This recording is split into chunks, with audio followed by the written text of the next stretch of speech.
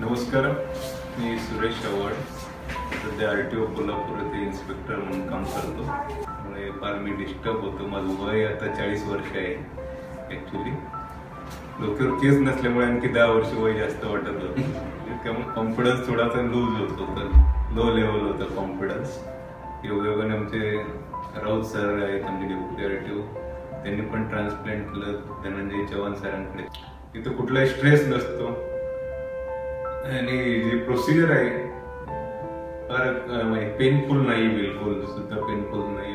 त्यामुळे मी सर्वांना सल्ला देईल, आपल्याला काही म्हणजे केसांसंबंधित ट्रान्सप्लांट संबंधित काही माहिती असेल तर अतिशय डॉक्टरना भेटा, त्यांच्या जुन्या पेशंट्सला भेटा, त्यांचे रिझल्ट बघा.